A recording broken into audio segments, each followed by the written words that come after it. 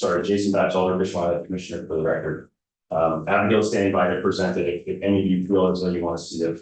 Hang on one second. We're live. Let me just do a quick introduction here and then we'll turn over to you. So good morning. This is Wednesday. Is it Wednesday? It is Wednesday. Okay, yes. Wednesday, April 15th. Happy tax day. And we are starting this morning with conversation about potential new kind of license, which we're going to chat about with the Commissioner of Department of Fish and Wildlife. So welcome. Thank you so much, Madam Chair. Jason Batchelder, Fish and Wildlife Commissioner. I have hopes that we'll have a conversation around this. I know we just have a few minutes, and I'm grateful for that. But we put out some media earlier in the fall around an effort that the administration has allowed us to move forward with, which we've landed on calling an area license. It's essentially, if you look at it in just a couple of words, it's a license to use our fishing access areas for paddling and almost nothing else. So our goal here is not to open up other uses of our fishing access areas. It is a goal to follow our user pay model that asks people to pay into a system that they've been getting for free for a long time. Anglers, hunters, trappers, motorboat users are exempted in this effort. So I just want to say that plainly. If you have a hunting, fishing, trapping license or a motorboat registration, so you're running even a sailboat with a motorboat on it, you would be exempted from this. So you can stop this. This won't apply to you at all. If you are a stand-up paddler, if you are a canoer, kayaker that does not have one of these licenses, we would ask that you pay into this system. So we have 205 fishing access areas around the state. They all cost money to maintain. We're acquiring lands all the time, which we may have showed you in our budget presentation. We're very proud of, but our efforts are beginning to they're beginning to bear fruit, and the folks that are using these areas are not necessarily the constituencies that have paid into this user pay model, right? We're overly grateful to have them. We have allowed paddlers to be at our access areas since the dawn of time, but it's no secret we are on a shoestring budget, right? And so we are looking for ways to help augment the work we are doing, and Vermonters' expectations around what the department is providing, they're frankly changing, and we understand that, but we also understand that we need to mow these places, we need to weed whack, we need to plow, we need to maintain kiosks, we need to manage these lands, and that's what this funding would be going toward. It wouldn't be directly dedicated to these access areas, but it would go into our base funding and be used across the department. One of those things would be used as access areas. So it's essentially it's a license. We would be aiming to charge around $20 for this license.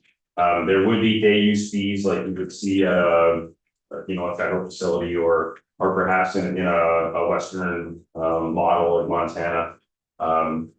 Which brings up a point that we did do a study of about 14 states where they're having success with this effort. Virginia, North Carolina, Montana are among the ones we felt were doing the best job. They did steer us away from a sticker, which some states, Quebec actually allows you to put a sticker on your vessel. This would be a QR code at our kiosks, scan it, buy the license, and keep it with you. It would transfer to any boat that you were in, stand-up paddleboard you were in, and be very 2026. So I would love to take questions. I know there are probably a lot. Maybe I'll just talk about enforceability real quick. We have wardens on the landscape. They patrol these access areas for a lot of the laws that you may expect. And I'm committed to this being a very passive rollout as far as enforceability goes. If a warden was at the access area, saw you pull in with a stand-up paddleboard, and there was a corresponding vehicle there, the warden would ask if you're fishing, hunting, or just paddling, and then ask you if you had an area license. I didn't name this, by the way. I am coming around to the name of area license, but I wasn't in the room when they named this. But that's what we settled on, is an area license. And so the warden would ask you for your area license. And if you didn't have one, I'm committed to at least the first couple of years, maybe 3 years, recommending through warnings that we have you buy one. And again, kiosk will be there with QR code, where you can purchase this license. So money wise, we expect around $50,000 the first year. You may have seen that number. And upwards of almost $300,000 on the conservative side within 4 to 5 years. Upwards of 300,000, so right around 290,000. And on the very conservative side, which I've admittedly been a little leery about, it seems like a lot of money. It seems like a lot of money. But we, through our studies and through other states, when done right, when rolled out responsibly through the media, our first media effort didn't land very well. I happened to be on vacation, I couldn't fight back, but it was sort of a state park pass type fee, and everyone was very leery about that because we already have state parks. Some of them are free, some of them are not. But no one wanted to be charged to go hiking on a wildlife management. We completely understood that, and we dialed back that land efforts. This is simply a water access effort. Yes, ma'am. Hi, thank you. Hi. You may have covered this when I was in the room, so apologies if you did.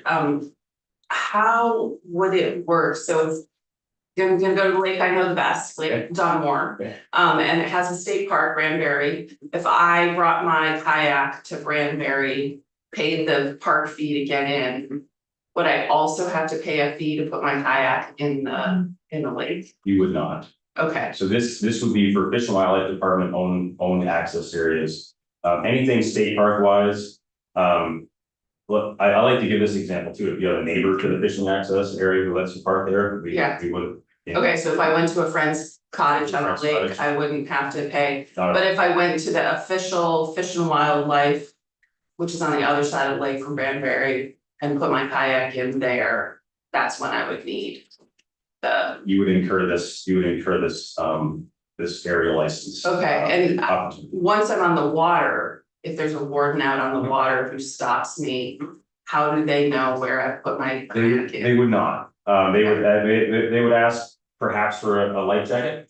They might, if you're fishing, they might ask for a fishing license, but they otherwise, they would not ask where you park. That's not part of the effort. Because I think that's the beauty of this.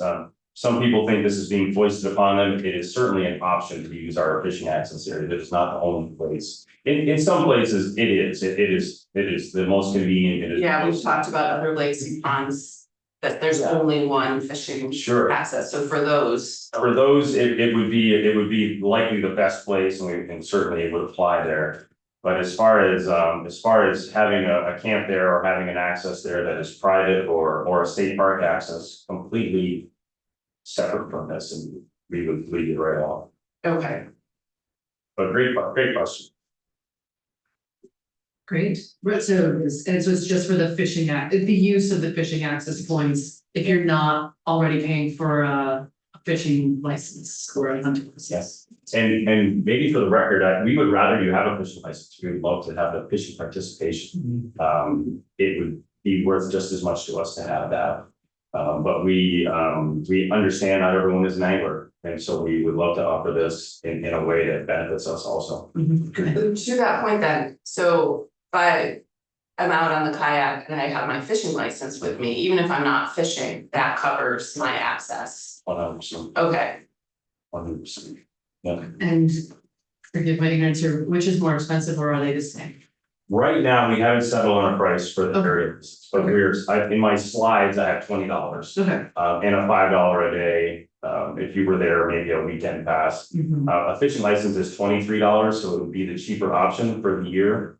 And there may be some license, some nuance there as to how we gain this eventually, because and I'm not the fisheries director, but I would be fairly certain the fisheries director would rather have us have a fishing license. And so maybe a deal there, so I'm not sure. So with this, let's say you're an angler and you've got a big weekend plan and you're gonna hit 4 different ponds or lakes. And you're gonna use 4 different state fishing access points.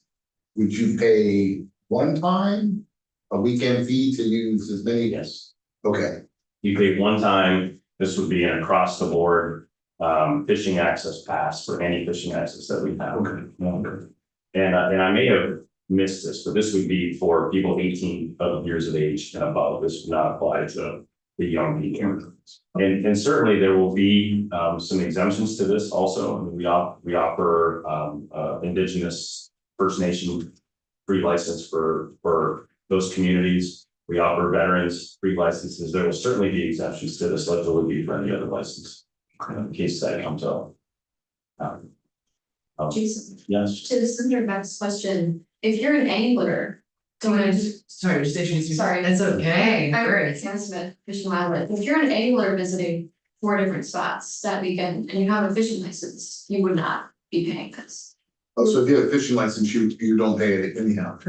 Okay, But to your point though, suppose you were not a. Just wanted to fisherman, kayak on You just board. wanted to kayak on board. 4 different, yeah. Right. You would pay once and it would cover you for Exactly. at least the day, and it sounds like if you're, They're yeah, depending on whether it's like a weekend pass, but if it's like the regular season, it might cover you actually for. It would, whatever the term you select. Exactly. Okay. Would that cover you for parking at an access area too? That's essentially what it comes down to, right? It would cover your ability to park there. Absolutely. But for other types of activities, like things that we've talked about in this room previously, like picnicking or weddings or what have you, Sure, that if the site allows, right? absolutely. That is. We're talking about the fishing access point, like, I'm thinking like the literal like ramp, but, would you be, if someone was, say, wanting to just picnic there. But they're not using the ramp at all, how does that work? It's a great question, and the way I like to answer it, if you'll indulge me, is having lunch and picnicking is okay if you are fishing. That is an okay use, right? If we come across someone who is fishing and they've got a spread on their blanket next to them, right? Wonderful. Going there and using it for an unapproved use, walking the dog or picnicking is still technically not approved, right? Whether or not that comes down with the heavy hand of justice, right, upon you is likely never gonna happen, right? We had a painter example that we all remember, that was the exception. But I think, to my earlier point, we're not trying to make new opportunities, we're trying to capture what is already being done there. And I know it's a sensitive one, if folks wanted to use that land when nobody else was using it for something that wasn't approved, that's gonna be up to the local board and them, and, but still certainly would not be approved by our rules. But yeah, fishing is always allowed in conjunction with having lunch.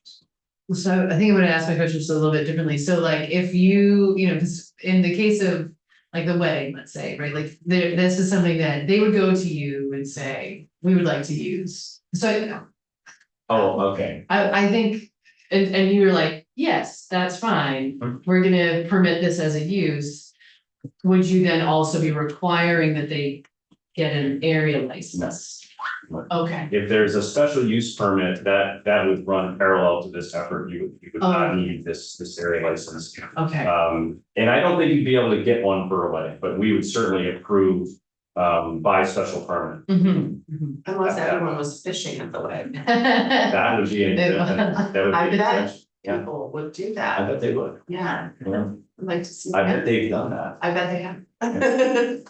that'd be great, yes. Don't you have offer a weekend fishing license also? We currently offer a 1 day, a 3 day, and a 7 day. So if you have 1 day of authorization. It would, yeah. And not sure exactly which would be the cheaper option at this point, but certainly we do. Yeah. Any other questions?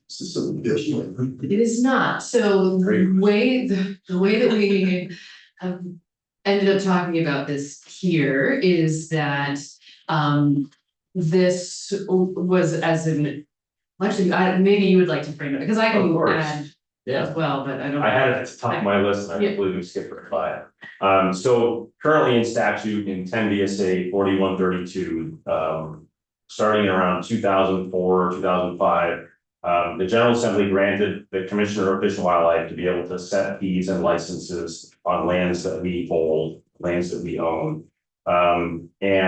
When this, and so we've been trying for this effort based on this regulation for a long time.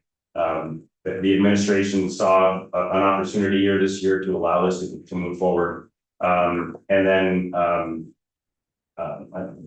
gonna blank on the actual effort, but there's an effort underfoot to rescind this ability of the Commissioner of the Day to be able to set these fees. It's in H 933 in miscellaneous tax bill to remove specifically this effort. And I think it's okay for me to say that the committee, House Appropriations, I believe, saw that this was a fee being imposed by the administration that was not commensurate with other asks around the state at this moment. Right? Why don't you raise fees? Something that we do ask year over year. It doesn't always land with the administration, and that's okay. This was looked at as one of those efforts that was allowed, and not allowed from other areas, right?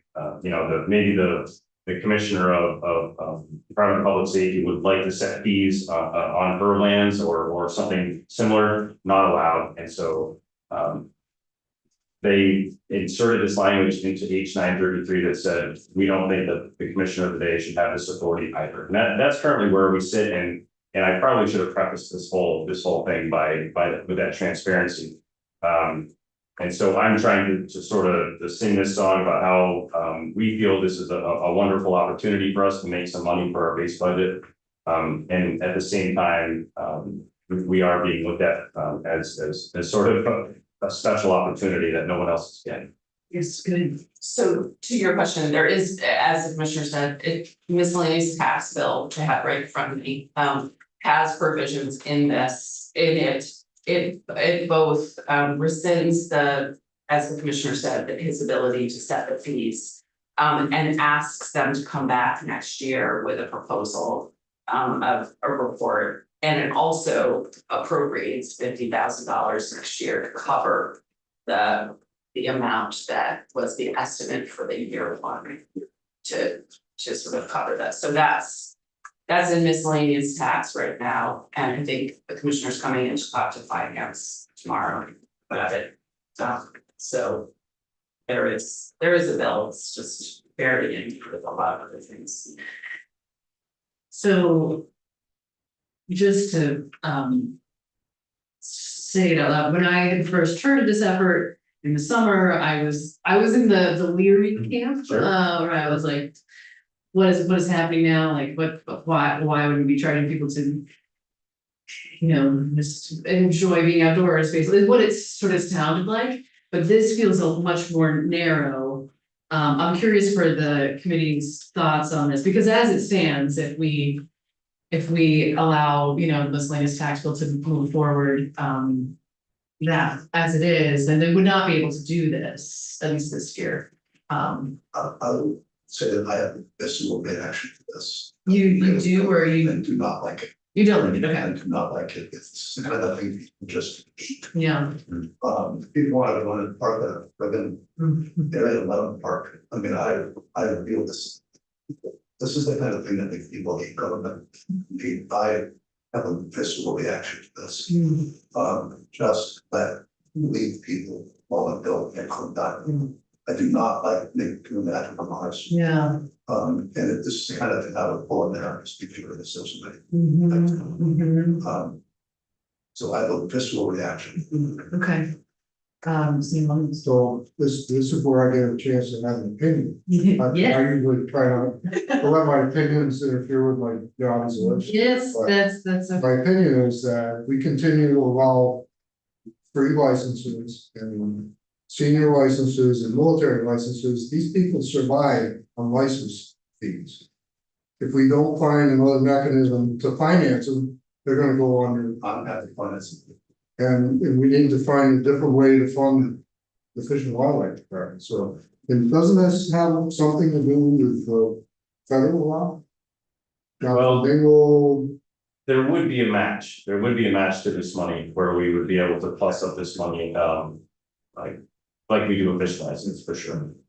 Now, I hate to do this, So, because we need to have this conversation. And so as you said already, you've got your, No, I was just gonna weigh in, but. yes, so we only have Damian Leonard for like the next 15 minutes. So for what I'd like to do, if you have, because if you want to weigh in. I can just be really quick. Yeah, sure. I think that the miscellaneous tax bill strikes a balance between your opinion and your visceral reaction, which is, we're not gonna do it this year, we're gonna ask the commissioner to come back with a full proposal. And we're gonna make them whole for FY 27. So we haven't discussed it specifically in the other room, but it feels like it's a good balance between the two sides of it. Okay. So Rebecca, do you want to weigh in? I mean, I get both perspectives. Yeah, that's fine. Okay. I think mine could have been this way. If we want high quality boat access areas, we have to fund it. Yeah, well, and I'm, sitting on the appropriations committee, I'm like, oh gosh, any ways that we can like. One, save money, and two, help out the Fish and Wildlife Department who is operating on a shoestring budget, like that's, anyway, those are also factors in my head as well, so, but I hear you about like the nickel and diming, like it's infuriating, so anyways, we can talk more about this, but we do need to go to, Mr. Leonard, whose time is limited, so. Yeah, I've got a lot of people that don't. thank you, Commissioner, really Of appreciate course, I won't go far. it. Okay. So we're switching back to the topic that we started yesterday about H 944 about this money that could be used either for bike ped related projects or for salt sheds. I'm wondering if you can give us a little background so that we can Sure, adequately weigh in for the transportation committee. sure. So, for the record, I'm Damian Leonard from the Office of Legislative Counsel.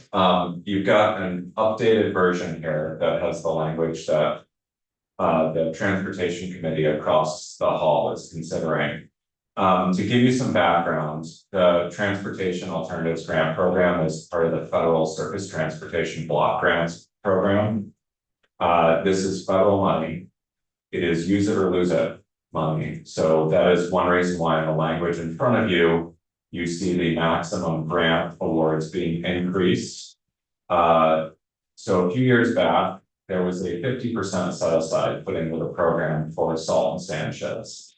That has been underutilized because the projects are more expensive than the $300,000 maximum grant. We did put in a FY 24 to 27 increase to 600,000. We've still had underutilization in the program. So for 1 year, there's a proposal to go up to 1.2 million. And then permanently to keep it at 600,000 so we can spend down those funds. In the House, there was a proposal to strike the 50% set aside for salt and sand sheds. They remain in authorized eligible use. But it means that the agency no longer has to say, well, we've got 50% of the available money for salt and sand sheds and 50% remaining for all the other eligible uses. In the existing language, as it came over from the House, it retains the prioritization of preferential weighting, I should say, for bike ped projects. The question that they're looking at across the hall is, do we either A, retain the preferential weighting for bike ped, B, replace it with preferential weighting for salt and sand shed, or C, give preferential weighting to both, understanding that there are other eligible uses for these grants that are not necessarily bike ped or salt and sand shed. What might be an example of that? Let's see, construction of turnouts, overlooks and viewing areas. Yeah, so there are a lot of it is bike ped. Historic preservation and rehabilitation of historic transportation facilities is another eligible use. Vegetation management, archaeological activities, so there are a number, there are also, within environmental mitigation, there are things like reduced vehicle caused wildlife mortality or restoration and maintenance of connectivity among terrestrial and aquatic habitats. So there are a lot of eligible uses under this. Historically, we've identified the bike ped and salt and sand shed as two uses that require additional funding in Vermont. And how long till this money expires? That's a good question. I don't know off the top of my head, but I can find out for you. Yes, we need. So the draft says 600,000, so did they not go up to the 1.2 million? There's another section with, that's not in what you see in front of you. Okay, That for FY 27 raises it to 1.2 million. There's no proposal to change that. okay, and the salt and sand sheds, is this to cover them or to move them, or what is it? Yeah, so a salt and sand shed protects the salt or sand pile from the elements, reducing runoff. So it's to build a salt and Yeah. sand shed, okay, Yeah, so this is for construction of salt and sand shed. got it, okay, Should have been more clear. but- okay, Yeah, but yeah, so that is one of the options here to do stormwater and water pollution prevention and control. okay, And it was identified years ago as a significant need in many of our communities. So bonus. Where's this money come from? Federal government, it's federal surface transportation block grant funding. That we can use for.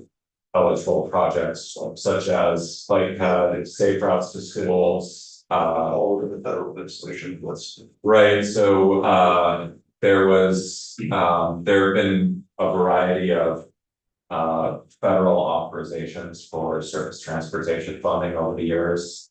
The most recent one, I believe, was the IIJA during the Biden administration. And this money that has stayed out there, some of the guidance has been changed with current administration, but these projects are all still eligible. And this money coming in here regularly for this, It's subject to congressional appropriation. so you're. Authorization. I don't know how regularly these grants come in. Again, I can find out from the agency, or you may. I know you have local motion here and they do more work with this and advocacy for these grants than I do, so they may have a better sense. Yeah. so what is the question for us? Well, So the question before you, that Senate Transportation is looking for a way in on is, so. With the language that is proposing to get rid of the 50% set aside for salt and sand sheds. If you look on the second page. There are two options shown there, and there's a third option, which is do nothing, which would retain the preferential weighting just for projects that have as a primary feature bike or pedestrian infrastructure. So option one would be adding into that preferential weighting sand and salt shed projects. Okay. Option two would be replacing the bike and pedestrian preferential weighting with preferential weighting for sand and salt shed. So you can sort of think of it as bike ped, sand and salt shed, or both. Is what they're asking for your. Current laws. Current laws, bike and pedestrian. Yeah, if you do nothing, that's where it would say. How much money is in the fund? Do we know that? I would have to find out. Again, I can get that for you. Do you know off the top of your head? I'm sorry, may I? Okay, yes, go ahead. If you would introduce yourself from there. Thank you, Chair. Richard Amorio, local motion. It varies from year to year and there's carryover money too, and that's the problem with some of the bigger projects like salt sheds. Because they do have a 35% cancellation rate because you're capital stacking matchmaking funding and they can't pull it all together, it dies. So then we gotta send money back. The agency's gotta send money back to DC. But typically about $5 to $7 million annually. It's part of the transportation reauthorization bill that happens every 5 years of the feds.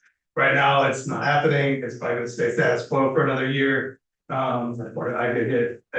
So it will still be coming next year based on the next round of the reauthorization bill in Congress. Just to make sure I understand this, so that money is used for kind of ancillary stuff, it's not used for paving. Yeah, as determined by the federal law, it is for transportation alternatives with a primary focus on bicycle and ped. That's the intent of the law. They did allow environmental mitigation to be eligible, and Vermont has used that eligibility to build out salt sheds and construct salt sheds. And they changed that back during the clean water days in 2017, 2018 to be 100% and 50%. And now the proposal is to give discretion to V-Trans at 100%. To allow maximum flexibility to get these funds invested in Vermont rather than sit back in DC. Fair enough. Yes, go ahead. I hate pitting good things against good things, so like, it's really hard to say like this is best. We also have done a bill on salt, so it would seem like unfair for us to not do something with salt. So the option one of giving V-Trans the flexibility to determine between the two of them, I could see it's like the best option for us. This is also how I feel like I hate to, it's like picking your favorite child, like, yeah, it's not, you can't. So, so just so I'm clear, what's listed here is option one, this is. This is the one where, okay, right, because it's and, so this is the one where you can prefer both of them over. Yeah, so they other- both get preferential weighting over, for example, a scenic turnout project, Right. something like that. Yes, or vegetation or Yeah, historic, right, whatever, okay, yes. yes. Curious about this notion that we might end up losing our money back because the salt shed doesn't get built, so I want to make sure we understand if that's gonna happen. So the issue is if we don't have enough grants to get out the door, then the money can go back to DC if it's unspent. And then they'll do like we do when there's unspent money in the budget, carry it forward and reallocate it to other things. And so, you know, so the potential risk here is just that if we don't spend it, that money could go to something else and be spent by someone else. So, I don't know in this program.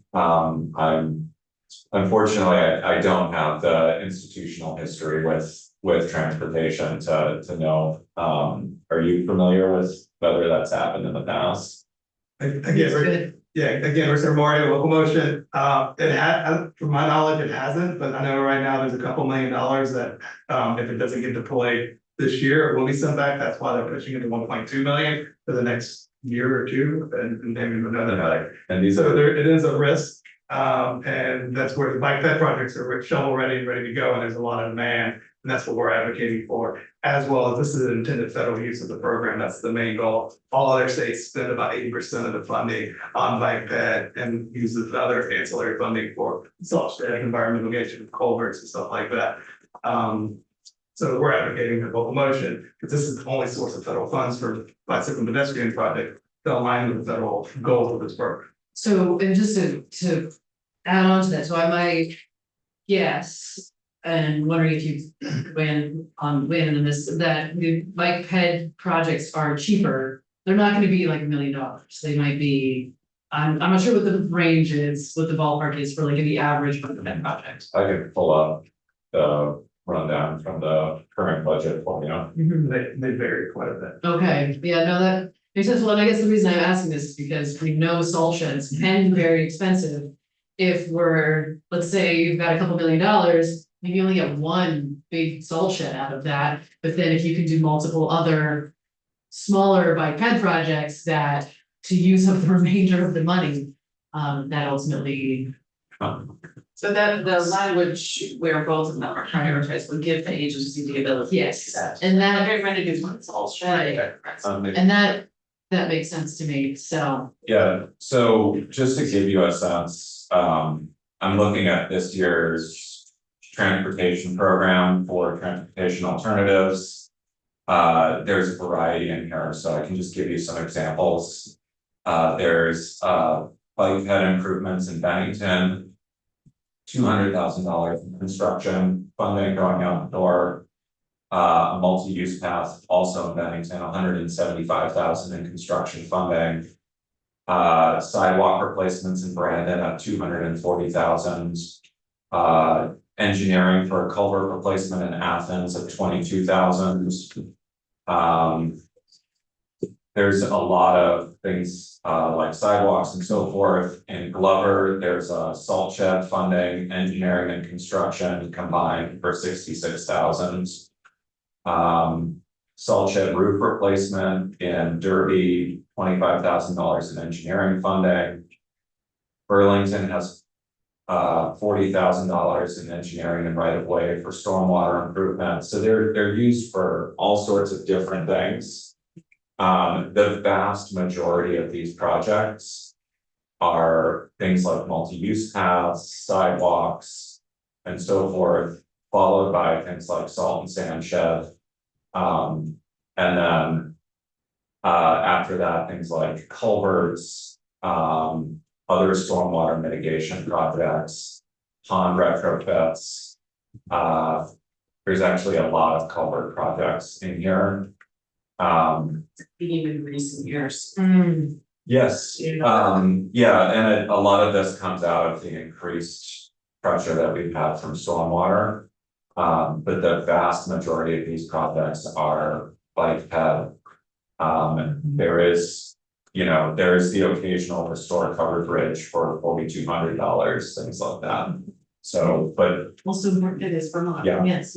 but yeah, there are mostly sidewalks followed by salt shed and culvert projects. Okay, well, I'm leaning towards this option of prioritize both. Other thoughts? Well, just disagreement as well. That'd be fine with me. Okay, Good for that? okay, Yeah. so I'm considering that's really like a 5-0 straw poll. So And that's that's what we'll- option, Is option One. one, yeah, Option one from the handout, is it okay for me to convey that to the Yes, committee please. across the hall? Great. they have an session, right? they do, Yeah. yep. This is in the T-bill. This is in the T-bill. Those Yeah, this is in the T-bill. Yeah, So 944. it came over from the House in the T-bill with no changes to the prioritization. And the question that came up across the hall was, should we be updating the prioritization because we got rid of that 50% set aside? And yeah, just bottom line dollar figures for this year is $3.6 million of federal money. 900,000 in local matches and 0 state dollars going out in this, so it's a heavily federally funded program. Yes, it's nice when there's something that takes pressure off of the state budget, and with the changes, hopefully there's more money that will be getting out that's federal dollars, so. Great, thank you for your time, Thank you. much appreciated. Absolutely. Okay, now we don't have our next, like scheduled, witnesses until 10. So I do wanna just, very briefly, if there's more thoughts that folks wanted to share about the access or the area license idea, or if there's, I do feel like everybody did have the opportunity to weigh in, and it sounds like sort of where we're landing is this is the compromise of come back with a report, not this year, maybe in the future. Yeah, I mean, that's what's in miscast. Mm-hmm. Any other thoughts folks would like to share about that? No, that's okay. So, Right. I agree with we pay so much in taxes mhm, in the state. And then to start going after people for more fees, I think just, mhm, it's a wrong or part of people. mhm, mhm, You just leave just such a bad taste in people's mouths. mhm. And it's not. a salty taste. Yeah, Okay, okay, I think it's fair for you to come back and make your case next year. Sure, may I counter those sentiments just briefly? Sure. Happy to just- Yeah. I do have to put you out of here soon, I realized, but I think, I completely understand, the sentiments around how expensive it is, just generally, living in society and how this seems to be an overreach.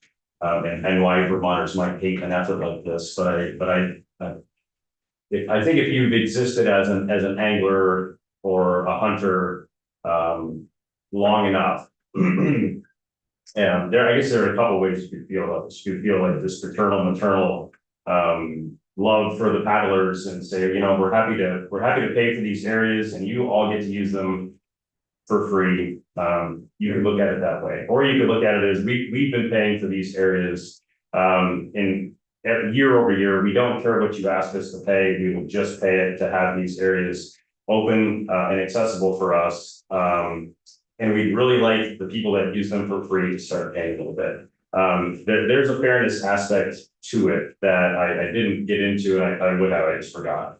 But looking at it as a place, that's safe and manicured and, a place to launch that is, has some governance over it. And frankly, isn't going away. Paying into that system, I think is a reasonable ask, for someone who's got a stand-up paddleboard that costs X amount of hundreds of thousands of dollars, or a kayak or canoe, that costs X amount of hundreds of thousands of dollars. That doesn't necessarily fish or hunt. I think it's a reasonable ask, and I don't want to, say that there wouldn't be marginalized communities using these, and we certainly go into that eyes wide open. But the base that I think is using this now and getting it for free might not look at it as an unfair, overreaching, onerous ask at first. I could be wrong, certainly. Do you have any, to that point, do you have any data that have you been able to determine how many people use the boat launches? It's a great question. There's greeter data. I don't have it with me today. Yeah, We certainly got data from other states when we explored this, but it's a work in progress and a hypothetical at this point. We certainly can look into the greeter data for you. yeah, it seems like that would be helpful for Yeah. next year, is for you to have some, as much data as you're able to gather for this season. Cause I just have my own anecdote, but Mhm. I rarely use the boat launch because there are other ways to get to my island. Sure. And I also have a fishing license, so I guess it wouldn't apply to me at all, but I just wonder how many people and which lakes that it would impact the most, or which access areas, because there are, like we said, there are lakes and ponds that the only way to get into them is through one of these Sure. access areas, and it would seem like that, the impact there would be bigger.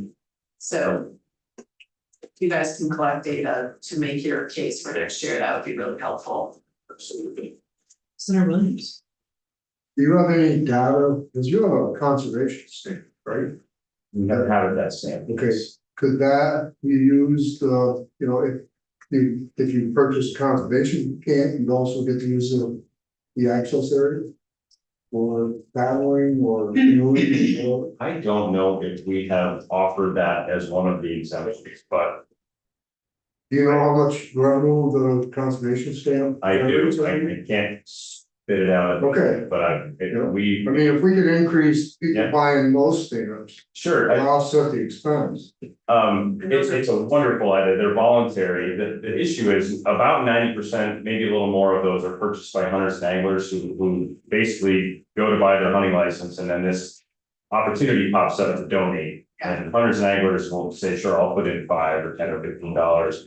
And I think that is something we would tag on to this area license, but getting it in front of those folks is a challenge for us, right? Getting that first contact through right now it's the QR code. And then year over year saying, would you like to buy a habitat stamp? Anyone can go buy one on our website, but it's sort of, it's not in their lane at the moment, right? It's hard to get this in front of folks that don't already, have a lot to do and a lot going on, right? Every time I go to buy my license, I have to test the pops up, and so I donate, I get a nice sticker. Getting it in front of these folks, I would love some ideas on how we might do that, right? Because it would be a great idea, and it might even be a way to do it voluntarily. Can you partner with Parks and Rec? When you buy your like access to state parks? It's a great idea. I don't know, I'm sure we could, I'm sure we can. We're entering into a new point of sale system here soon. I don't know if we can integrate. And I don't know how they would feel about their, Fish and Wildlife asking for more money on top of one of their platforms. That's fair. I can certainly. Or at the, when you go into a park, you do the old fashioned, just get the little punch. Yeah, we're gonna do that. Yeah. Yeah, good enough. So if I can just follow up on that too, this is an area. License, wildlife management areas comes to mind, Mhm. is that more people are using that and. While that property was donated, like taxpayers and municipalities to make up the wildlife management areas. That maybe people would be more inclined to, in fact, one stamp and also get you access to that, even though it's not mandatory, that people might contribute. To be able to go mountain bike on, Sure. hunt fish and. So you're aware that that's the piece that got us into hot water with a lot of folks, is when we were offering our wildlife management areas as part of this effort. Because it does include places like St. Mountain, Dead Creek, where there are a lot of users. Yeah. And folks, did not want to pay for simple access to land, right? And, when we pulled away from that, the mood softened a little bit when it was just fishing access to it. But that was our initial ask, and we were asked to pull back. We did pull back from that. And it wasn't a never ever, it was sort of a not now, maybe someday kind of thing. But I completely get that. And for full disclosure, if I want to go hike Elmore Mountain, which is where I live, I go a different way. I don't go into the state park, right? I don't pay the $20 it cost. I go up, a different way, and that's fine. It's not against the law. I mean, it's something that frankly, a lot of people would do. And there are ways around, paying for the Snre license. Yeah. Hopefully the forest part will listen. But thank you for the discussion. I hope it was clarifying in some way. Yeah, Yeah, no, it's helpful, so thank you so much, really course. appreciate it. of course. So to be continued on that one, and so with that, I'd like to take a break till 10. Okay. Thank you.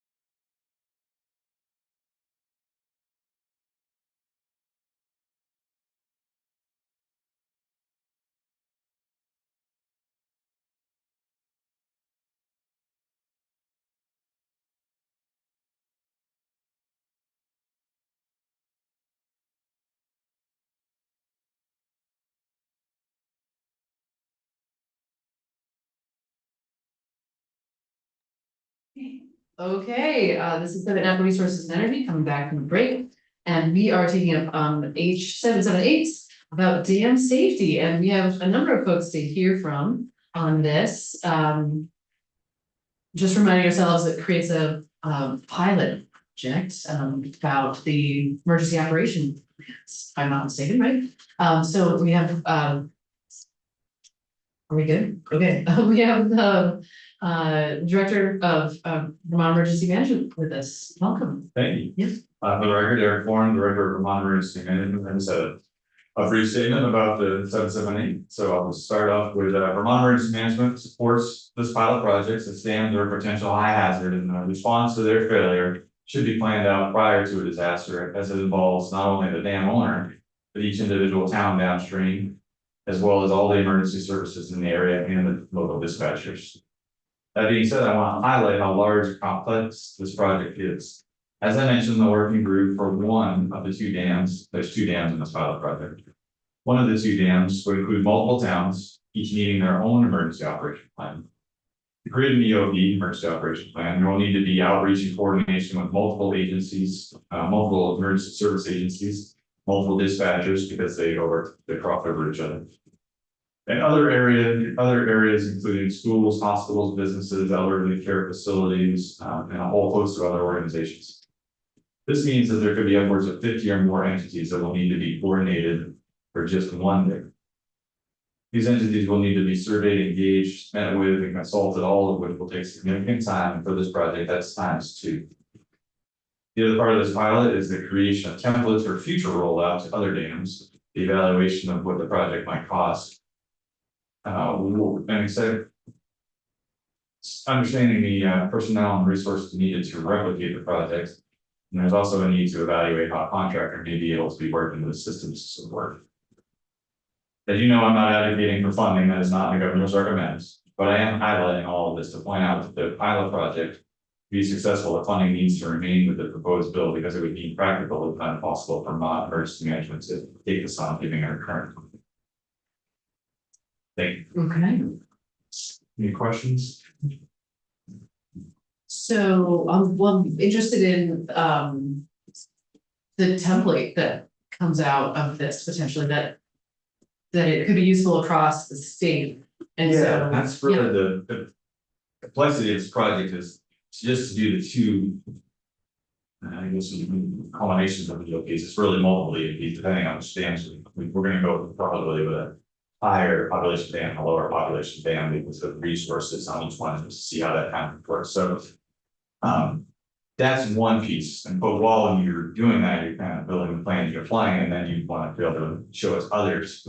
There's a couple 100 dams across the state. There's only about 70 high hazard dams, but there's a couple 100 dams. So how could we manage this at different levels? So a big dam, a small dam, a private owner, a public owner, owned by the state, how that might be managed.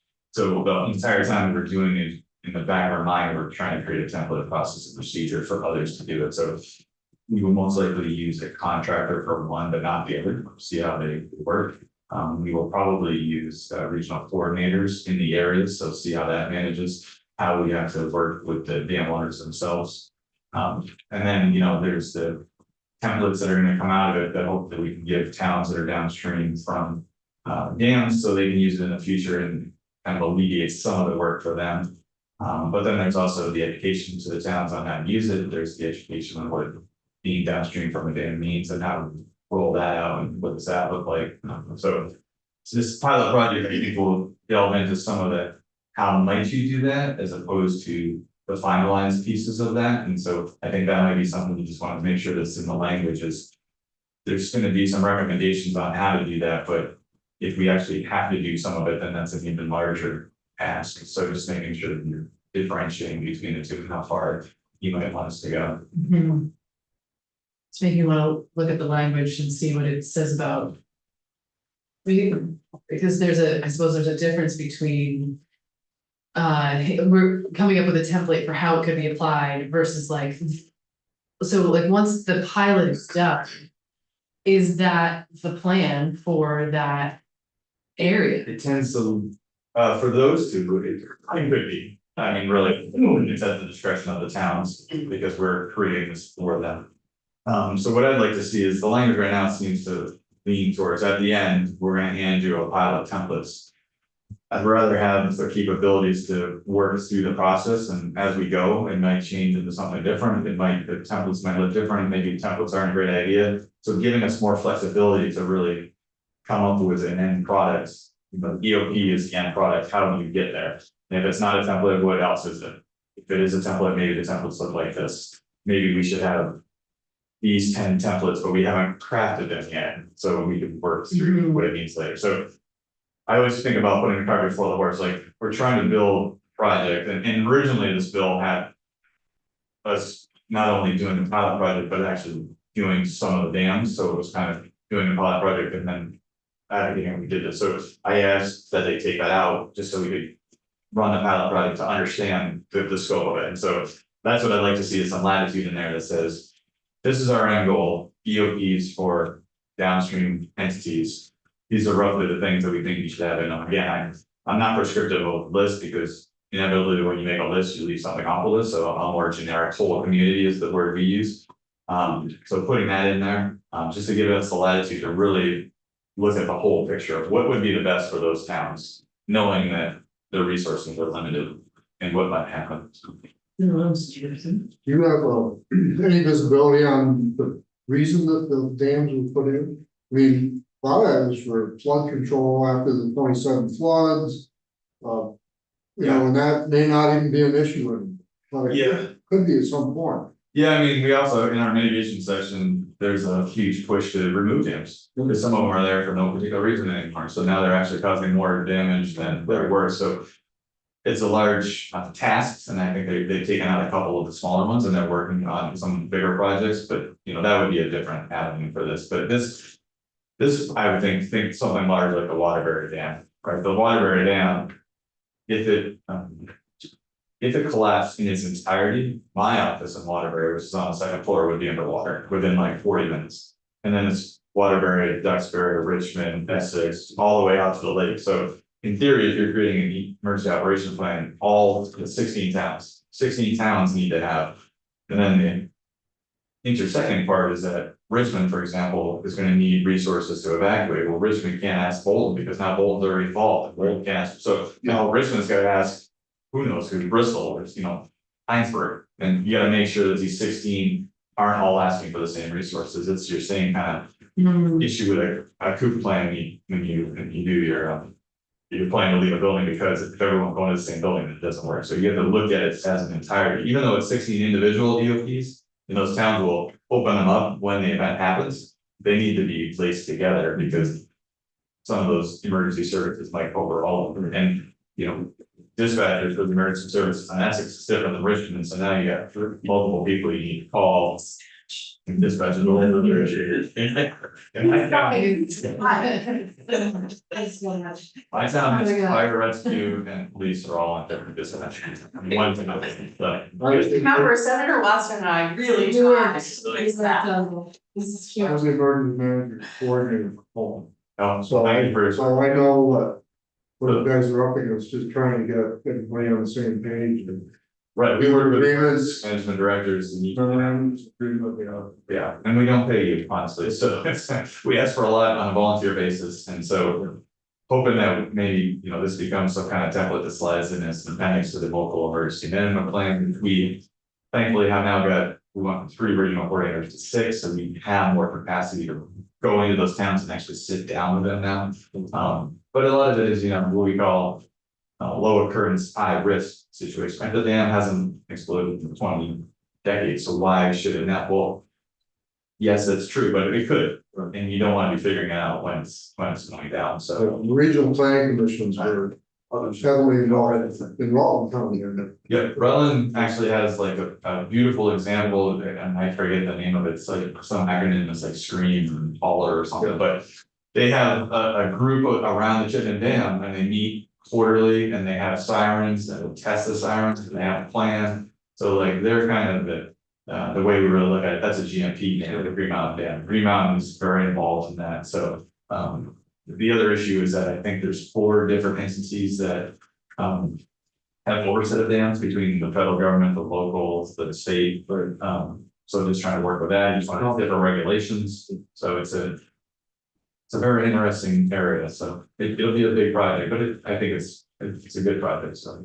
Well, I just wanna be clear, if you have different, if you'd like to see some different language, or if you're suggesting we change it, like, would love to Okay. understand that and. So, that's something you can- Suggest. yeah, if you have some suggested language, if you wanted to, you know, follow up with an email or something about like this. If these are the changes that would be helpful, that would be good to. We'll do that. Yeah. That'd be great. Okay, Thank you very much. super, thank you. Okay, I'm guessing that Mr. Blansley is not online and he's not in the room. Nope. So, It's not responded. okay, well, we do have Mr. Cookins. Well, are you feeling ready? I'm ready to go. Okay, awesome. Happy to be here. Okay, super, and as the director of the Foundation for Resilient Montpelier, That's right. welcome. I'm John Copans and, yeah, the director of the Foundation for Resilient Montpelier. And let me tell you what that is as I get started to explain why I'm sitting here today. Obviously Montpelier experienced a devastating flood in 2023. Coming out of that, we had a series of community forums. Over 1,000 people came out to a series of conversations, essentially to ask the question of like, what do we do as a city that lies at the confluence of, you know, the Stevens branch, the north branch, the main branch, and the Dog River, right? We are the reality of what we experienced in 2023 sort of confirms what we know about our landscape, is that we're vulnerable to flooding events and face something of an existential question about what the future of our city is. And so as part of those community conversations, there was a fair amount of sort of processing and reflection about what we had just been through with the floods, but also very much a desire to think forward about how we adapt to this new future where significant rain events are becoming more frequent. Like that's an unquestionable reality. The flood we experienced in 2023, the last time was 1927, right? Like that was, you know, we had an ice jam flood in 1992. That was a catastrophe. But like what we experienced in 2023 in terms of the inundation of our downtown buildings are used to having their basements flooded. Having the first floor of our downtown flooded was sort of beyond the sort of recent sort of history and imagination for our city. And so as part of those conversations, the community said, we've got to act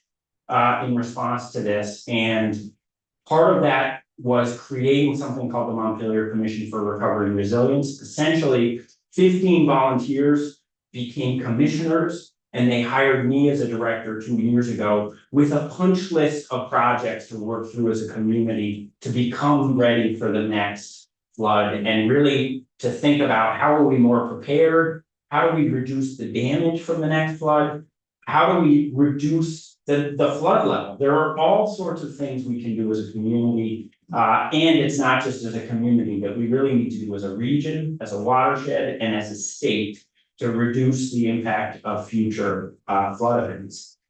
What I'm here today to talk about is specifically sort of the emergency response piece of things. One of the reflections from the community was that our communications in the midst of the flood and then afterwards, in terms of sort of municipal communications, there was a sense that there was a room for improvement. And in particular, one of the things that really fed that sense of opportunity for improvement was a particular message that went out from the city sort of in the middle of the night about what was going on at Wrightsville Dam. And unfortunately, that message was not really crafted in sort of an appropriate and nuanced way for the community. What it created was an impression, not that the water might sort of just go into the spillway, but instead that there was going to be sort of a dam failure and an inundation of our downtown. I actually was not in town in July 2023, but we had neighbors who lived in the Meadows neighborhood that's right along the North Branch, basically in the floodplain of the North Branch, who evacuated their home and came up to we live up on Cliff Street, so they literally left their house in the middle of the night with their like 12-year-old kid and came to our house because of this text message that honestly, it's important to communicate clearly and to warn people when there is risk, but you need to do it appropriately. There was not a chance that Wrightsville was going to fail. What there was the real potential for was that there's something called a spillway that is designed when the water hits a certain level, we want that water not to go over the top of the dam, but if you want to utilize that spillway, we've never needed that spillway since that dam was built in 1933. So in fact, it was a big deal, but it wasn't quite as big a deal as the messaging to the community led folks to believe. And so to me, that's sort of the anecdote that explains why this piece of proposed legislation is really important and valuable, is that there was a relationship that had gone stale, let's say, between our municipality and Department of Environmental Conservation that owns the Wrightsville Dam, right? That relationship had gone dormant. And in that dormancy, there was a lack of communication. And in that lack of communication comes the opportunity for miscommunication, right? A process like this, where we develop sort of on a regional basis, specific emergency operating procedures for dams. The director just talked about the complexity, and I think that is actually part of the reason to do it, is there are so many different impacted entities. When you think about emergency response, it's imperative that we're working in a coordinated way.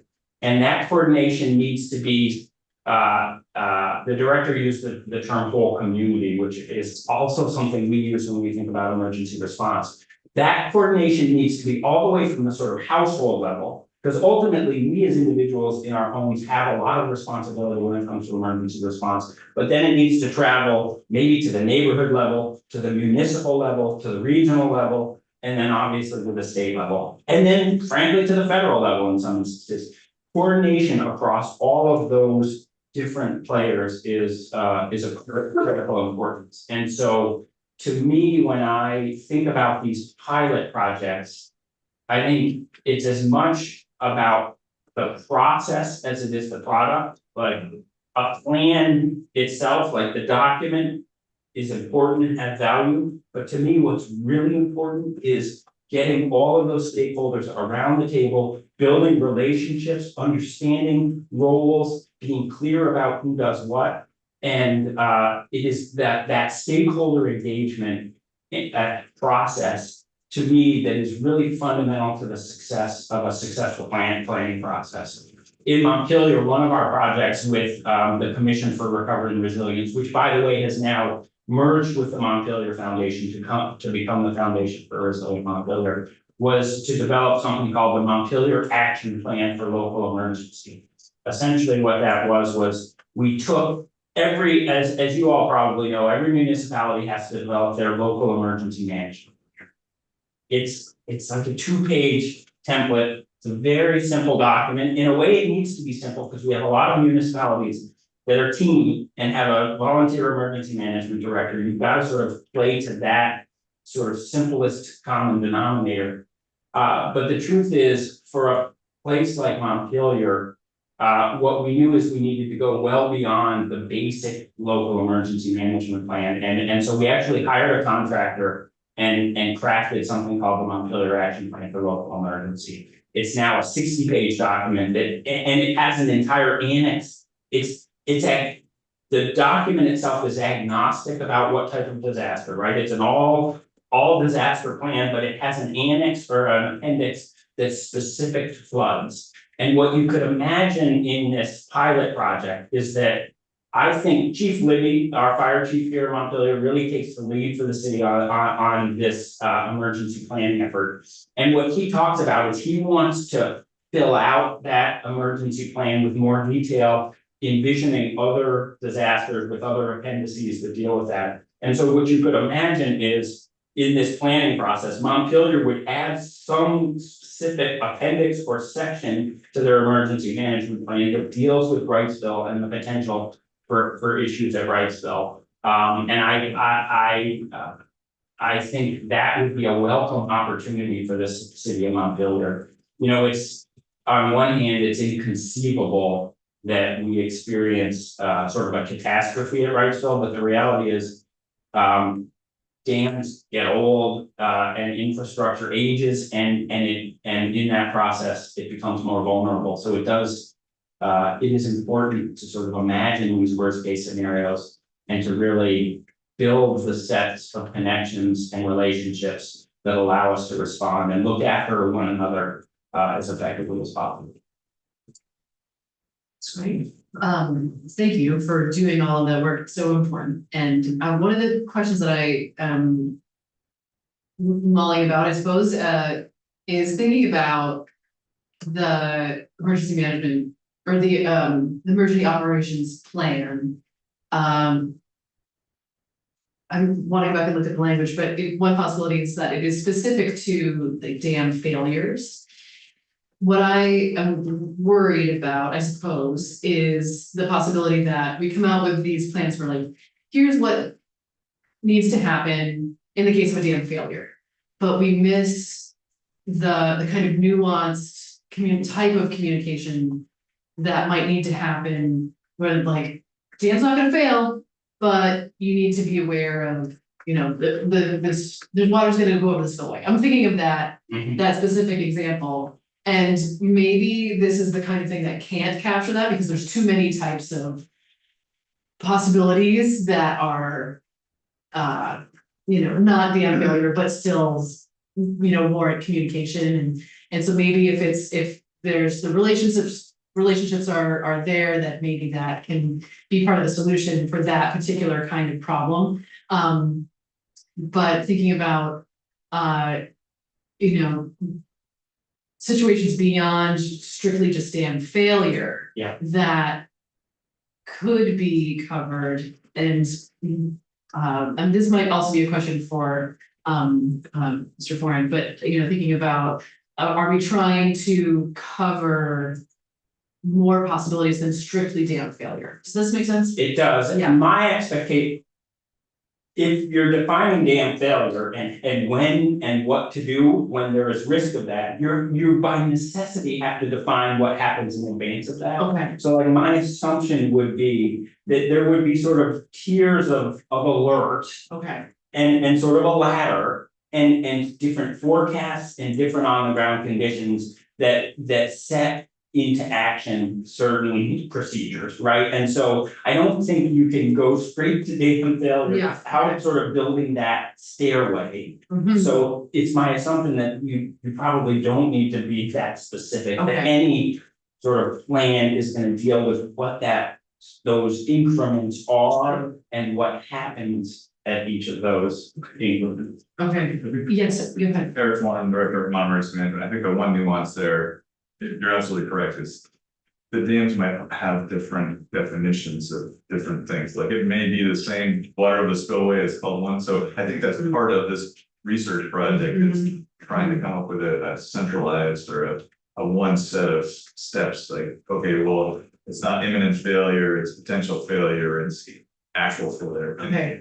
Kind of thinking along the lines of Vermont Yankee, they have 4 or 5 steps on what might happen and what is happening. And there, to your point, there's very direct results of those. So we work the same at the State Emergency Operations Center. Certain things trigger certain things. So Okay, so right, if I'm hearing you correctly, every dam may not have the same steps, let's say, but every dam might have some steps, right? That there's going to be levels that might have stages that we might have to go through. I think it's something Ben Green at the DEC is working on a template for an so an emergency action plan is what the dam is. Mhm. So when they have a certain target or a certain trigger, they have to do certain things. So at some point, they're gonna call the town, and that's when then the town kicks in their EO, so the EAD is the dam. Yeah, the fact that all the EAPs are different and what their triggers are different, I think are some of the things that we're gonna have to massage that. Understand what the town should, how they can interpret whatever the language is in that EOP, so. I think that's part of the complexity of it. Thank you, that's very helpful. Yes, go ahead, Simon. So every state national guard has a state mission. And they used to take it very seriously, more so in deployment, training and coordination. Have you worked in National Guard assets to EOP? National Guard is directly tied in with our urban search and rescue swiftwater teams. So every time we deploy a boat, National Guard high water vehicle, that's not the technical term, but think of a big wheeled vehicle. Because a lot of times what you'll get is a flooded area and then a not flooded area and then flood. So we'll take your boat across the water and then you gotta get to the next. So they are always in tandem. And we're actually working to integrate some communications between them two. Yeah, they've got some assets that you valuable to, and That's yeah, I was here in Berlin at the National Guard in '92 flood, the ice jam. And talk about feeling helpless. I felt the same way with you, but that was our mission, was to help evacuate the area if we needed to, or, we leverage the National Guard a lot. They're a fantastic resource. Okay, any other questions for Mr. Cummings? I'm sorry, Miss, I have cough, but, do you have specific changes that you want to see in the bill? Okay, I don't, I think, the emphasis on stakeholder engagement is, I'll just say that sort of for the record, of like, really, it needs to be participatory, at the municipal level, because ultimately our towns are the closest to our residents, and they really carry, if you're not reaching the residents in an emergency planning sort of in an emergency plan, and you're missing a key piece, and that was a real learning we had from our emergency planning effort, is that you really have to get to individuals somehow with this. It's not, we like to think about jurisdictions and government entities, but ultimately, whether you're a business or a resident, you carry a lot of responsibility in terms of this stuff. And so I think making sure that our towns are really active in this process is important. But I don't honestly think that's the kind of thing you can sort of legislate. Yeah. Yeah. Okay, any other questions? Okay. All right, well, thank you very much. Thank you so much. Yeah. Appreciate the opportunity. Okay, so we do have Mr. Hazelton, from Rescue 8. Welcome. He's in better. Hello. Good morning. Morning. Will you turn it up a little? So I just got the notice. I'm thankful for the opportunity to speak to you as an EMS provider, but also as one of the state's MOU Swiftwater rescue team operators. So when I testified on the House on this bill, I talked about some of the kind of the nuances that happen from the boots on the ground perspective of flood response. So we talked a little bit about the flood in 2023. I probably should introduce myself. I'm sorry. Drew Hazelton, Chief of Rescue Inc. I also chair the EMS Advisory Committee in Vermont. So I come and talk to you folks on a couple different levels. So I wanted to talk to you guys a little bit about some of the things that happen when we have a flood. So you're talking about dam failure, but there's really other things that happen during flooding events that are related. So during the 2023 flood, we had, pretty widespread destruction. And though we weren't in an area down in southern Vermont where we had the potential of dam failure, we did have the potential of uncontrolled releases. We had the potential of spillway utilization by some of our flood control dams. And as part of that, some of the key pieces for us as responders, we're looking at some of the inundation maps, some of the areas that we needed to evacuate. And I know working with the Army Corps of Engineers has been wonderful in the sense that they have all of that modeling. They can tell us what river level and what release level areas of our kind of response zone are going to be flooded. So not just the failure, but really the what happens when we start having uncontrolled releases. So I do appreciate in the bill that there's a lot of emphasis put on stakeholder engagement and reaching out to those kind of on the ground assets that are going to be responsible for responding to and kind of mitigating some of the risks. Some of the things that I also think you want to consider when you're talking about the planning is your EMS assets and some of the tasks that EMS ends up with as part of flood response and evacuation. When we are looking at the potential, whether that's a heavy rain event or a potential storm or whatever it may be, we do have a lot of vulnerable Vermonters that are attached to medical equipment, whether that be home ventilators or home oxygen or special bed circumstances. And many of those people don't have the ability to self-evacuate. They don't have the ability to get on maybe a town bus and evacuate. And a lot of those people are having to be evacuated by ambulance. Are quite often our shelters are not appropriate for their care. They can't support the medical equipment that they need.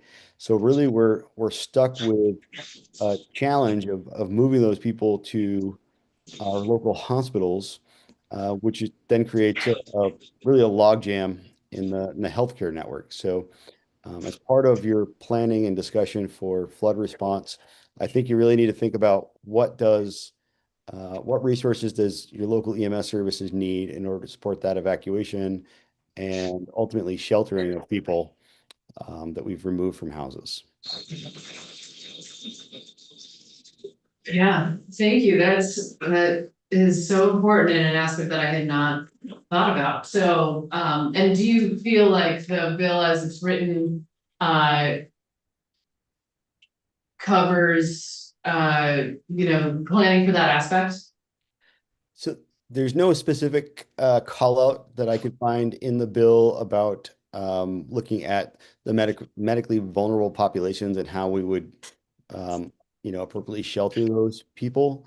One of the challenges that EMS faces is funding and financials. So just something to keep in mind that those people that are being evacuated by ambulance, those are non-reimbursable services that are being utilized by the community, but can be a huge burden on local services.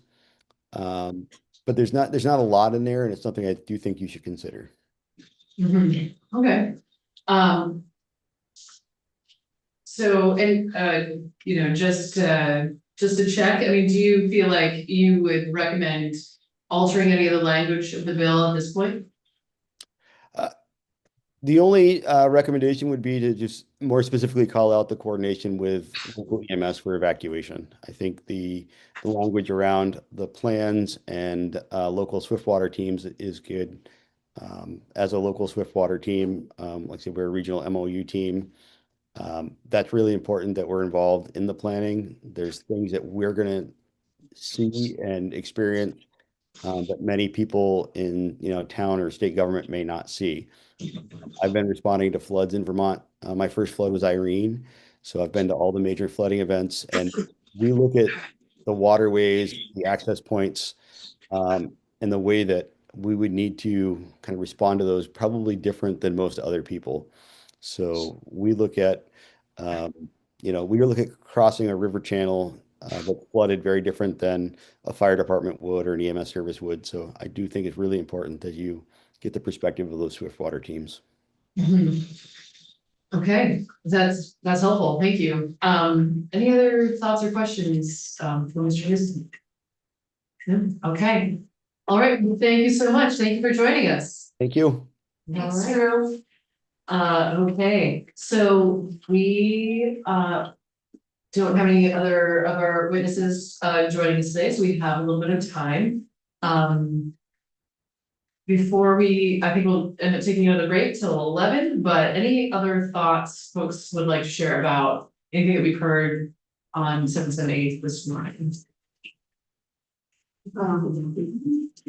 for what it's worth, I did find in the language, the call out about, addressing how to implement the use of pre-event communication and early warning systems. Which in my mind sort of gets a little bit to the staging that we talked about at the stairs. I mean, it's maybe implied there. We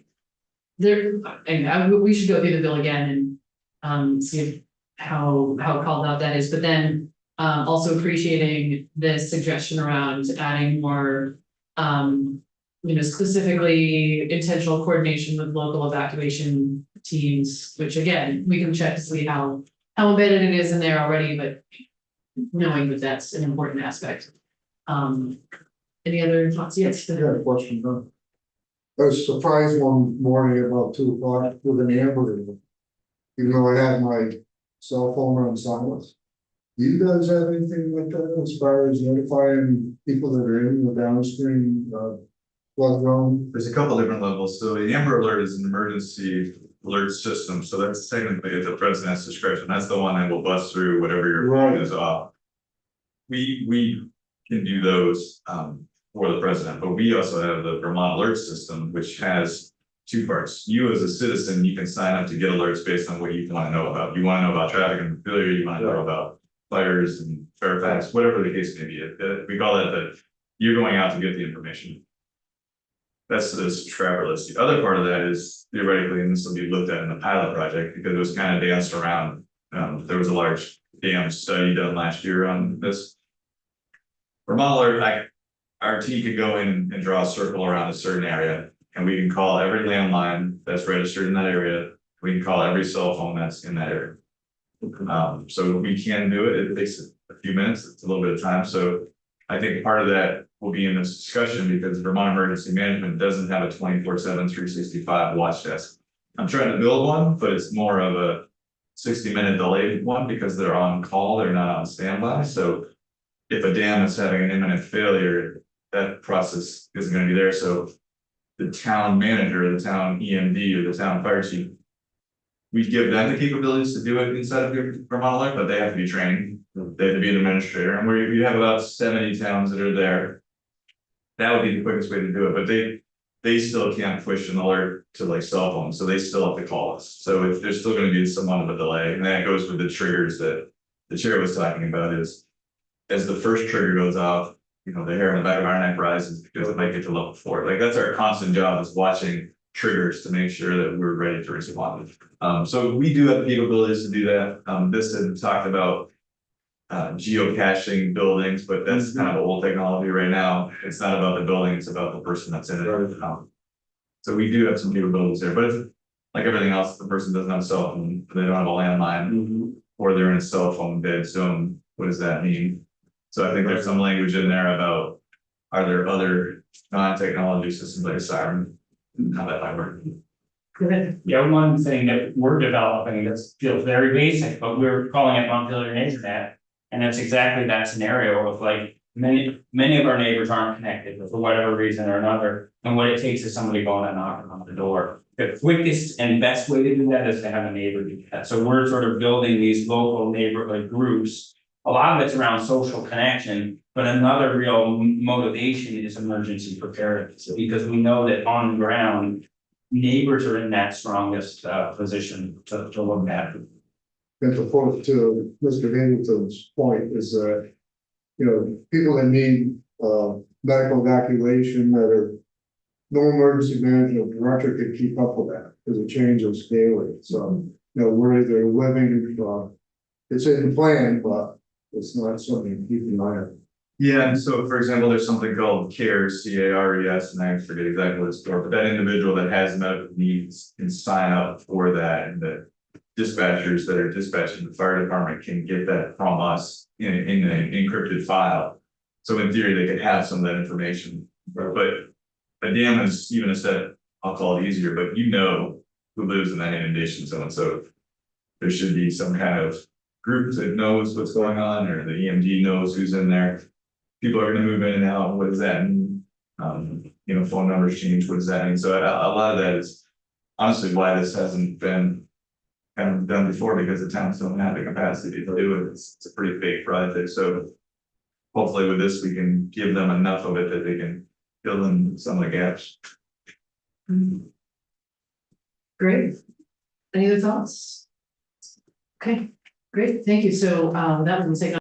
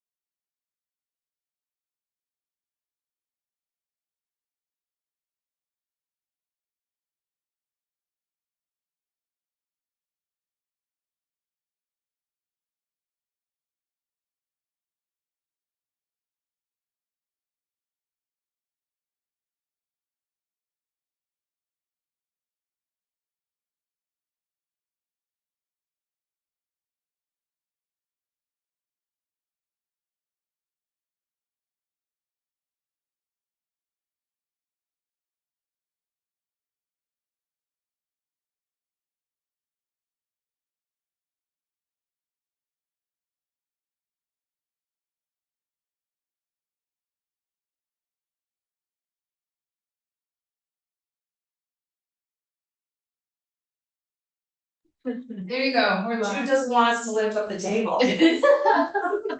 Oh, one question. Yes. I was, yeah, apologize for not. Oh. Yeah. It might. Just Don't do it. I feel like the table's too Yeah, I high? don't think so. I think you missed his. Well, we Yeah. can talk. Can't get in. Well, you're, Alright, yeah, now that, okay, now that you say it, I think it is. Yeah, Yeah, this is, it's a bit low. it's lower than a dining room table would be. yeah, feels like Let's say the. it's been here, it's always, like, it's been. Oh, I'm like, you can't move. Probably the average. No, It's fine. I do, yeah. I'm fun to have this conversation. Everybody watching. Everybody's getting punchy. It's the end of the- Yeah, people might. Furniture conversation. All right, well, this is an natural resources energy, coming back into break, and we are talking about page 723. About land posting, and I welcome our legislative council to come up to the chair here. You know, we if I can, we had at one point posted like, oh, we're gonna have a new draft or amendment or something, and we decided to not do that. The hope, I mean, we've heard from a number of people about this bill at this point, and would love to, I think it might make sense to just walk through the bill actually one more time. And then see if there's any questions about things, and then if folks are comfortable, putting it to a vote, so. Yes. I can't find it in my slide. 723. It's 7:20. Yes, so 7:20. version is as passed by the House. Right here. I don't. That's. Maybe would. Maybe. Just another copy for me. Two. Yeah, it is. I usually have a crack filing system here. I purged the other day. Oh, there you Kind of a go. manageable stack. That's good, that's good. You want to do that before first. It's taking a minute to get there.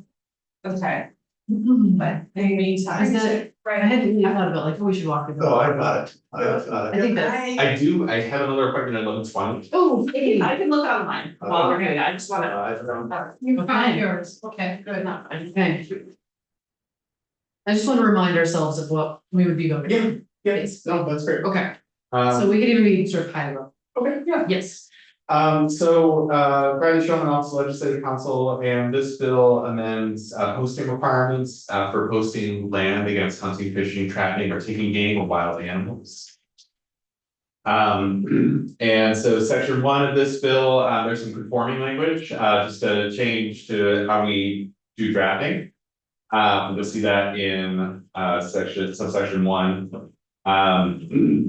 We conformed the sections about posting against hunting, fishing, trapping, or taking game of wild animals to make that consistent throughout. It was not consistent throughout, so we changed that. We're on subsection B at the bottom of page 1. More conforming language. We're changing notice signs, and then we get to our first substantive change. Notice signs shall be maintained at all times. We're on the top of page 2.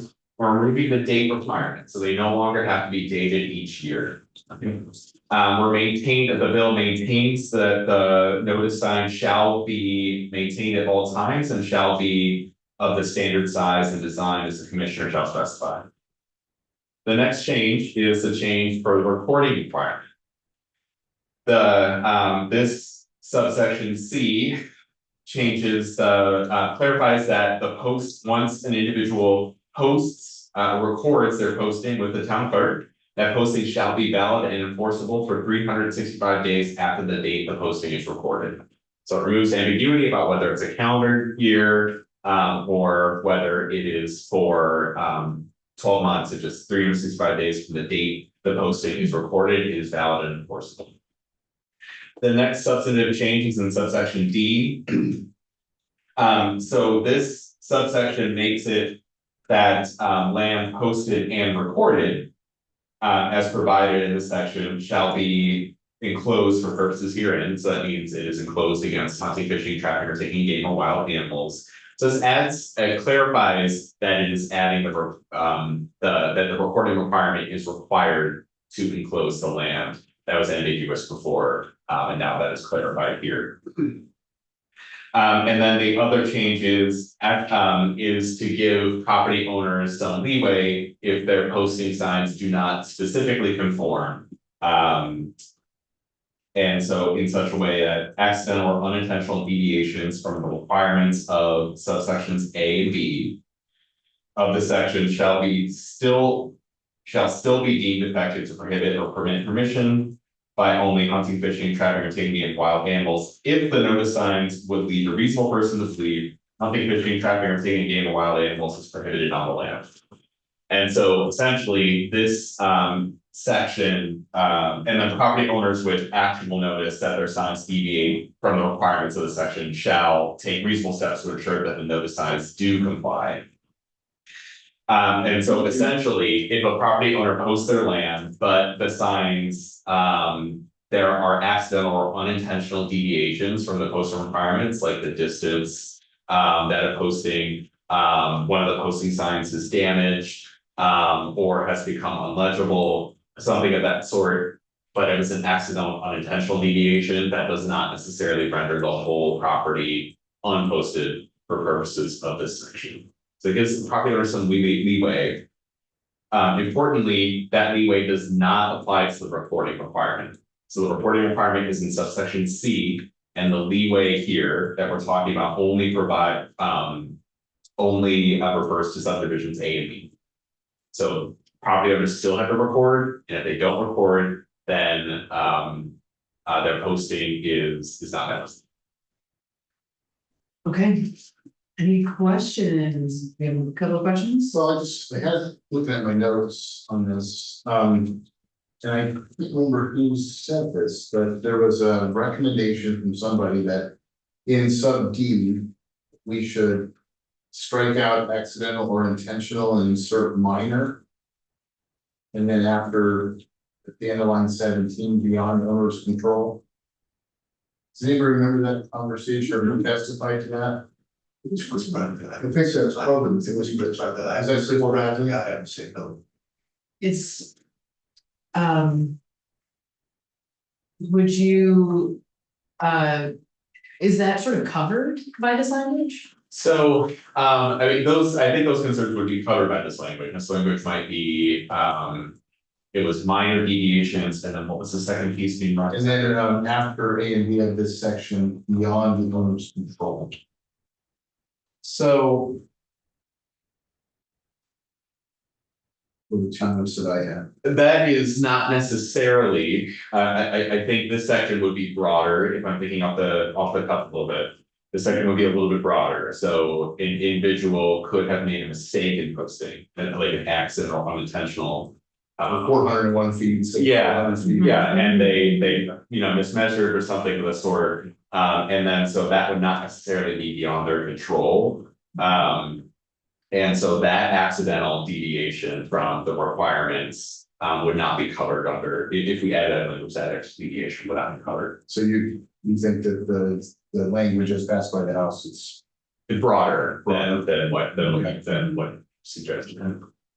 Senator Williams. so if, I remember the testimony we took from the gentleman from Shoreham, I think, was that somebody said, I'm gonna go find a poster that's down. And then there's nothing they can do about us here on the property. So if a poster's down, then, and he calls a game warden to come and enforce somebody hunting on posted property. Just because that poster's down, if it's there, that's reasonable. That's a reasonable reason to say, well, it's still posted. In accordance with Title 10 laws. I think this subsection is meant to address those concerns, and so if that posting had fallen down and the owner wasn't aware of it, it was accidental or unintentional. The owner, once they become aware of it, could fix it as reasonably practicable to do so.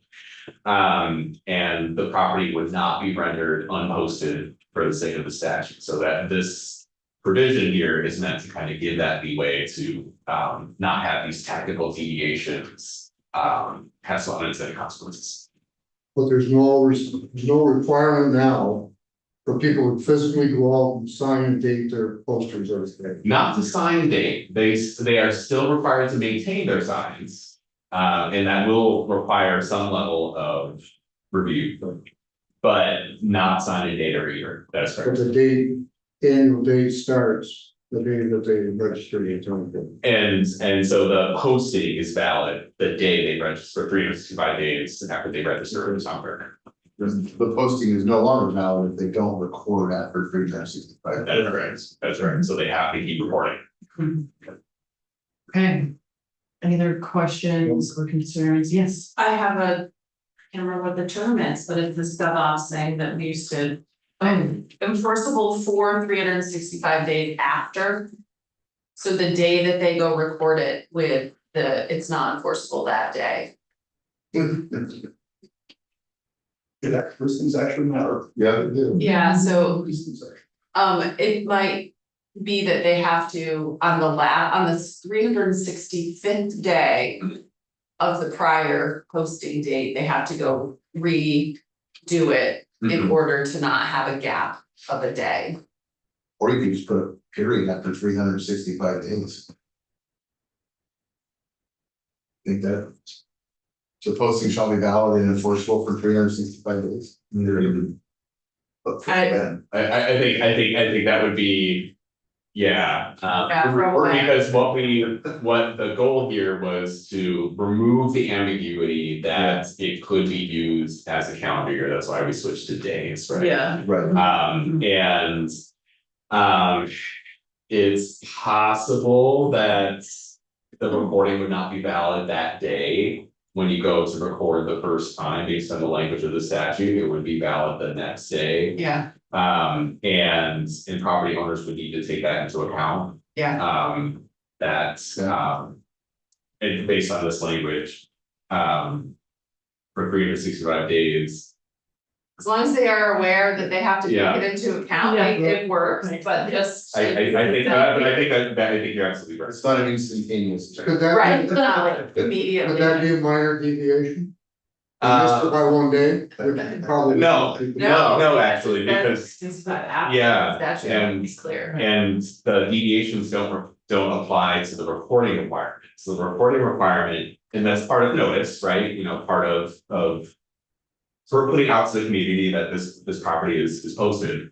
That there are no wiggle room exemptions from the reporting requirement. Yeah, I'm appreciating this, that as long as people are clear and they know that it's, if you do it at 2:30 in the afternoon, it's gonna take effect basically the next day. That makes sense. That makes sense to me. I'm okay with it as. Yeah, as is. I think it works, it's just people will need to be aware, Yes. it's not an instant thing. I agree. Okay, just doing a temperature check, people feeling comfortable. Yeah, that's passed by the house, so it's. Okay. Pretty good name. Yes, okay, great. Then is there a motion to pass to recommend the ASPAS? I move that we concur with the version that's passed by them. Okay, great. And so then clerk can go ahead and call the roll. Okay.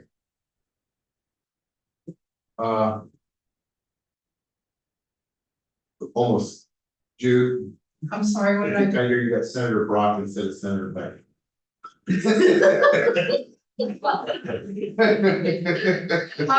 Can I just? Go get it. I'll find it out eventually, and that's okay with that. We've Just don't wanna Nominated, not Rock. get hung up on a technicality here. You want me to print out a whole new one or? No, I would have lined it out if that was okay with you. Yeah, it's Fine. Because I did rock again.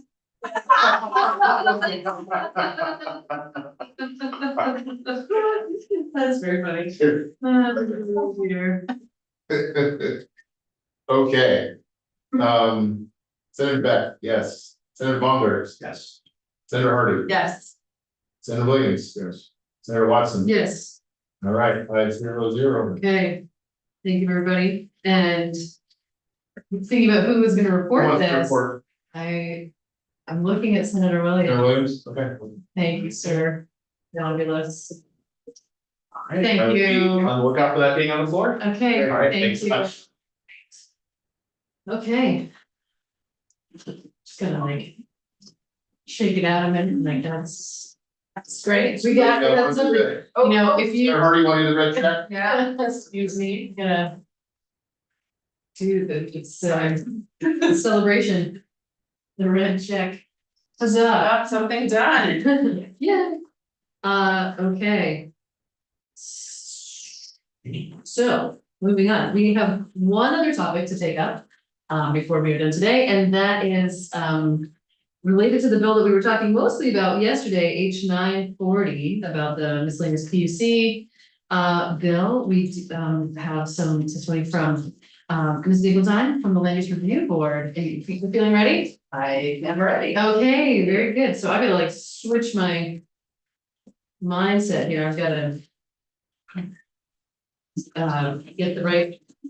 That's for that. 940, okay. Okay, welcome. Thank you so much for having me. My name is Brooke Dingledine. I'm a member of the Land Use Review Board. And we had the opportunity to review H 940 as it was passed by the House. And our general counsel, Jenny Ronas, has provided me with her feedback on it. And the changes that this effectuates does not affect the Land Use Review Board's process.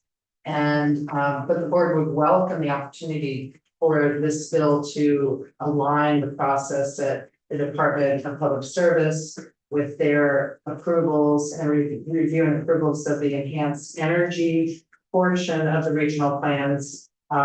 They have that standalone obligation, but to better coordinate that timelines with us so that if they want the LURB to review the regional plan, incorporating that aspect of it, that it is better coordinated that way. And we have the statute written in a way that allows that to coordinate and be one process.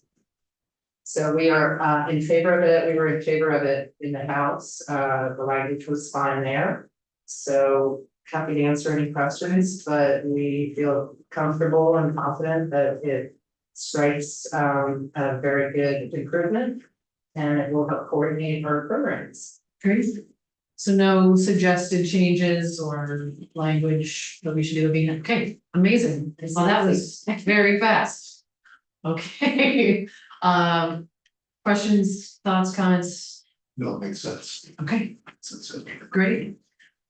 Thank you. Wow, that was very fast. Okay, well then we are done delightfully early. Any, Oh, there's somebody named Jenny Ronas, which, he's not coming. Yes, Jenny is our general counsel. I had asked her to be available, but in the last minute rush, I'm not sure if she got the invite, but I think I. you got it. Fair enough. Thankfully, she gave me the talking points by email, so she's Okay. wonderful and we appreciate So we her. don't need to. All right. Yeah, she's Do fine. you think you have something different to add? Okay, great.